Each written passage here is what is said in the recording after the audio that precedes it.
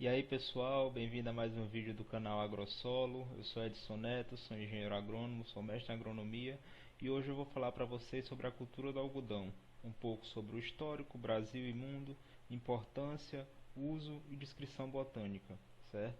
Antes de começar a nossa aula de hoje, eu gostaria de pedir, se você é novo por aqui, se inscreva no canal, ative o sininho das notificações, curta, compartilhe, comente, certo? E também quero avisar vocês que eu tenho um curso de RStudio e SigmaPlot que o link está na descrição. Vamos lá? Primeiro, um breve histórico, né? O algodoeiro ele é conhecido desde 8.000 anos antes de Cristo, então tem bastante tempo aí que está sendo trabalhada essa cultura. E a Índia é o centro de origem do algodoeiro, então foi onde foi descoberto o algodoeiro. Os indígenas transformam, em relação ao Brasil, né? Os indígenas transformavam o algodão em fios e tecidos na época de descobrimento do Brasil. Então, já antes de chegar alguém, né, chegar os portugueses aqui, os indígenas já trabalhavam com essa cultura. A importância, em relação à importância do algodoeiro, mais de 60 países já cultivam o algodoeiro, 35 milhões de hectares é plantado todo ano no mundo, movimenta 12 bilhões de dólares anualmente e envolve mais de 350 milhões de pessoas. Então podemos ver aqui que não somente a cultura é importante economicamente, mas também socialmente, pensando no tanto de pessoas que são envolvidas durante o desenvolvimento dessa cultura, né? Em relação ao custo médio da produção, podemos ver aqui, vou dar um destaque maior para o uso de defensivos, sementes, adubos e calcário. Então são as duas partes que mais representam os custos da produção, tendo em vista que a cultura do algodoeiro ele não é para consumo in natura, né? É para extrair a fibra e o óleo que está na semente. Então é utilizada a quantidade maior de defensivos.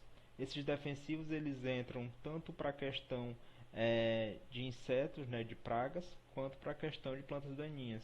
Então o algodoeiro ele é bastante acometido por ataque de pragas e doenças, sendo necessário entrar com controle utilizando defensivos. E é uma cultura muito exigente em acidez do solo, né, exigente numa acidez adequada para a cultura e é muito exigente em quantidade de adubo para uma boa produção. Então são duas características aí que levam o seu custo médio a ser elevado. Quanto ao uso do algodoeiro, né, como ele pode ser utilizado e destinado. O aproveitamento do algodoeiro, 35% do peso da produção é a fibra, né? Então 35% do que é produzido no algodoeiro é relacionado à fibra. Essa fibra que é utilizada para confecção de roupas, né, entre outros tecidos. Vemos aí a importância, até mesmo quem não gosta muito do agro é obrigado a utilizar alguma roupa. E essa roupa vem do agro, né, que para utilizar uma determinada roupa é preciso do algodão, quando podem ver lá na composição, né? E além disso, além da produção de roupa utilizando o algodoeiro, nós podemos ver aí que o caroço, 65% do peso da produção é o caroço. E esse caroço, né, que no caso é a semente, é rico em óleo, ou 18 a 25% de óleo e 20 a 25% de proteína bruta. Então esse óleo é refinado e destinado à alimentação humana e fabricação de margarinas e sabões. Podemos ver no mercado, né, cada vez ganhando mais espaço, o óleo de algodão. Então ele é mais saudável do que o óleo de soja, né? E entre outros destinos, a margarinas e os sabões. Em relação à descrição botânica, a família do algodoeiro é Malvaceae e o nome científico Gophysium issatum L. Características da planta. É uma planta ereta, anual ou perene. Então ereta em relação à sua disposição no campo. Então ela não fica aquela planta, como eu posso dizer, distribuída sobre o solo, né? Não fica arrastada sobre o solo. Ela pode ser anual ou perene, dependendo da cultivar utilizada. E a raiz principal é distribuída em formato cônica, né? Aquela distribuição em formato de cone. Tem uma raiz pivotante profunda e um pequeno número de raízes secundárias grossas e superficiais.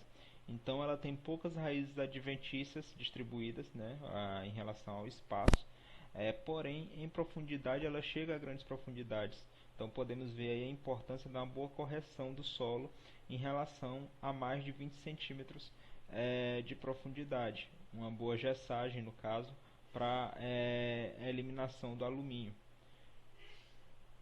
E o caule? O caule ele é herbáceo ou lenhoso, uma altura ela é variável e ramos vegetativos de 4 a 5 intraaxilares na parte inferior e os ramos frutíferos são extraaxilares na parte superior. As folhas do algodoeiro são pecioladas, cordiformes, consistência corácea ou não, inteiras ou recortadas, 3 a 9 lóbulos. As flores são hermafroditas, no caso tem os dois sexos na mesma flor, então ela mesma se poliniza, né? São axilares, ou seja, ela se dispõe nas axilas dos ramos, são isoladas ou não, então são uma única flor ou ter mais de uma flor na mesma brotação. A cor creme quando é recém-aberta, né, que passam para rosa ou púrpura depois de aberta, depois de mais tempo de aberta, né? Com ou sem uma mancha púrpura na base interna, então vai variar do tipo de algodão que está sendo cultivado. A abertura a cada 3 a 6 dias. E os frutos? Os frutos, no caso, são o algodão em si, né?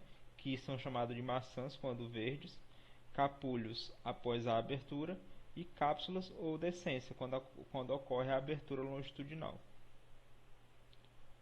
As características comerciais da fibra. A fibra ela pode variar em relação ao comprimento, finura, maturidade e resistência. O que isso influencia, né?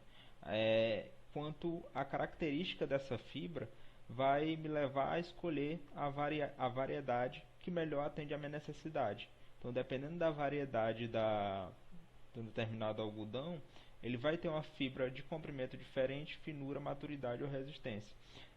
Levando em consideração também como eu vou destinar o meu produto, né? Dependendo do material que vai ser produzido daquele algodão, ele vai ter um requerimento em características diferentes.